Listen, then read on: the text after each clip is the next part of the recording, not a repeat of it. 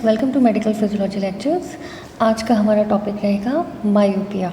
ठीक है, इससे पहले हमने पढ़ा था हाइपरमेट्रोपिया, ठीक है, या हाइपरोपिया भी बोलते हैं इसको। तो मायोपिया क्या चीज़ है? This is also called near sightedness, okay. और हाइपरमेट्रोपिया को क्या कहते थे? फार साइटेडनेस, ठीक है। तो यहाँ पे कंफ्यूज नहीं होइएगा, ठीक है। तो myopia also called near sightedness क्यों होता है? When ciliary muscles is completely relaxed, जब सिलियरी मसल्स जो हैं जिसकी वजह से इसके कॉन्ट्रैक्शन और रिलैक्सेशन से लेंस का जो कर्वेचर है वो रेगुलेट होता है, ठीक है। तो उसमें किसी भी तरीके का अगर रिलैक्सेशन आ जाए, किसमें? सिलियरी मसल्स में, then light rays coming from distant objects are focused in front of retina. तो जो लाइट रेज आ रही हैं डिस्टेंट ऑब्जेक्ट से वो कहाँ फोकस होंगी? Retina, in front of retina पे। इमेज प्रॉपर तब बनती है जब लाइट रेज फोकस होती हैं रेटाइना पे, ठीक है। और जब ये रेटाइना से पहले फोकस हो जाए, so this condition is known as myopia. ध्यान रखिएगा, हाइपरमेट्रोपिया में हमने आपको बताया था बिहाइंड द रेटाइना, ठीक है। तो इन दोनों में कंफ्यूज ना हो, ठीक है। कॉजेस क्या हो सकता है?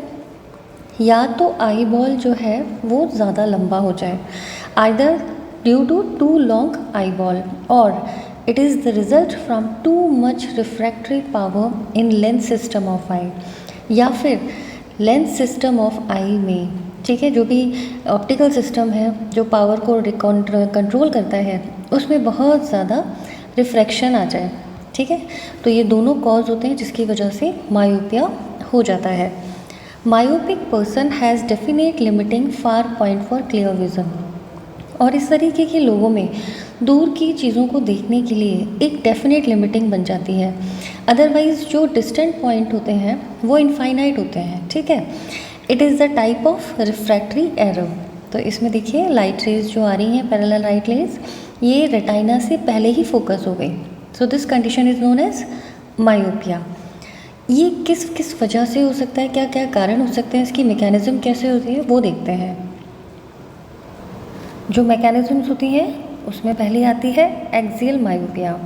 एक्सियल मायोपिया ये किसकी वजह से हो सकता है? Result from increase in antero posterior result of eye ball. जो एंटीरियर पोस्टीरियर आगे से पीछे का जो आई बॉल का जो लेंथ है वो अगर इंक्रीज़ हो जाए तो जो रेज है वो फोकस कहाँ हो जाती है? रेटाइना से पहले। और सबसे कॉमन फॉर्म है ये एक्सियल मायोपिया। दूसरा आता है curvatural myopia, this occurs due to increase curvature of cornea, lens और बोथ, और इसकी वजह से रिफ्रैक्शन जो है वो बहुत ज़्यादा हो जाता है। तीसरा आता है positional myopia, this is due to anterior placement of crystalline lens in the eye. जो लेंस है वो उसका जो प्लेसमेंट है आई में वो बहुत ज़्यादा एंटीरियरली हो जाए, तो इसकी वजह से भी जो रेज हैं वो रेटाइना से पहले फोकस हो जाएंगी। चौथा आता है index myopia, it is due to increase in the refractive index of crystalline lens which is associated with nuclear sclerosis also. तो अगर रिफ्रैक्टरी इंडेक्स बढ़ जाता है क्रिस्टलाइन लेंस का, जो कि किस वजह से मेनली एसोसिएट हो?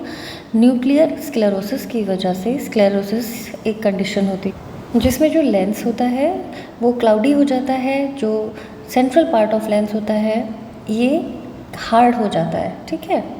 तो इसकी वजह से जो रिफ्रैक्टरी इंडेक्स है वो बढ़ जाता है, तो इसे बोलते हैं इंडेक्स मायोपिया। पांचवा आता है myopia due to excessive accommodation, जब पर्सन बहुत ज़्यादा एकोमोडेशन को यूज़ करते हुए कोशिश करता है दूसरी चीज़ों को, बाहर दूर की चीज़ों को देखने के लिए। So this occurs in patient with spasm of accommodation. So continuous accommodation power का यूज़ करते हुए जब मायोपिक पर्सन जो है डिस्टेंट ऑब्जेक्ट्स को देखने की काम करता है, तो इसकी वजह से भी जो एकोमोडेशन का जो प्रोसेस है उसमें भी स्पाज्म हो जाता है। स्पाज्म यानी कोई सडन मस्कुलर इनवॉलेंट्री मूवमेंट हो, ठीक है। तो यूजुअली जब एकोमोडेशन यानी ना भी यूज़ हो तो भी पर्सन की जो मसल्स हैं वो अनवॉलेंट्री लेवल पे कॉन्ट्रैक्ट करें तो स्पाज्म ऑफ एकोमोडेशन की कंडीशन आ जाती है। कैरेक्टरिस्टिक फीचर्स अगर आते हैं तो मायोपिया में हमें क्या ध्यान देना होता है, क्या क्या मेंशन करना चाहिए। Far point of vision is finite, because ये लोग बहुत ज़्यादा दूर की चीज़ों को नहीं देख सकते हैं। इसकी वजह से जो इनका डिस्टेंट ऑब्जेक्ट को देखने का जो लिमिट है वो फिक्स हो जाता है, जबकि डिस्टेंट ऑब्जेक्ट से आने वाली जो रेज होती हैं दैट इज़ इनफाइनाइट। वो कितनी भी दूर तक की चीज़ों को, काफ़ी लंबी दूर तक की चीज़ों को इजीली जो है नॉर्मल आई देख सकती है। मायोपिक पर्सन्स के अंदर ये एक फाइनाइट पॉइंट होता है, यानी किसी पर्टिकुलर पॉइंट के आगे की चीज़ें उसे दिखाई नहीं देती हैं। So myopic person can not see distant objects, that's why it is known as short sightedness. Short sightedness मतलब किसी डिस्टेंट या दूरी पे रखी हुई चीज़ जो कि एक निश्चित दूरी पे हो वहाँ तक तो देख सकता है, उसके आगे नहीं देख सकता, इसीलिए इसे शॉर्ट साइटेडनेस कहते हैं। अगर इसका ऑप्टिकल करेक्शन देखा जाए तो myopia is corrected with concave. Concave कैसे लेंसेज होते हैं? कॉनकेव होते हैं डाइवर्जिंग लेंस। डाइवर्जिंग लेंस का मतलब होता है फैलाने वाले, क्योंकि रेटाइना से पहले ही इमेज का फॉर्मेशन हो जाता है। इसकी वजह से क्या होता है, इन्हें रेज को डाइवर्स करने वाला एक लेंस चाहिए। तो डाइवर्स होगा तो रेज जो है वो आगे तक जाएंगी और रेटाइना पे आके फोकस होंगी। ठीक है, यहाँ देखिए, जब यहाँ पे कॉनकेव लेंस बीच में लगाया गया तो लेंस का जो डाइवर्जन है वो इजीली हो जाता है और जो इमेज है वो रेटाइना पे फोकस हो जाती है। ठीक है, तो एक और चीज़ ध्यान रखिएगा, these are always minus lenses so that clear image is formed. ठीक है, refraction in myopic eye converted by concave lens. Hyperopia में हम कौन से यूज़ करते हैं? हाइपरोपिया में हम यूज़ करते हैं कॉन्वेक्स लेंस। और कॉन्वेक्स लेंस कैसे होते हैं? कन्वर्जिंग। ठीक है, कन्वर्जिंग क्यों? क्योंकि हाइपरोपिया में behind the retina image form होती है, तो उसे कन्वर्ज करना है, रेटाइना पे बनाना है, तो उनका डाइवर्जेंस कम करना पड़ेगा, इसीलिए कन्वर्जिंग लेंस यानी कॉन्वेक्स लेंस यूज़ करते हैं हाइपरमेट्रोपिया या हाइपरोपिया में। सो मायोपिया पे अगर शॉर्ट नोट आए, क्वेश्चन पूछा जाए तो आई होप बहुत अच्छे से आप आंसर कर पाएंगे। और इसी तरह के और मेडिकल फिजियोलॉजी के चैप्टर्स पढ़ने के लिए हमारे साथ जुड़े रहिए।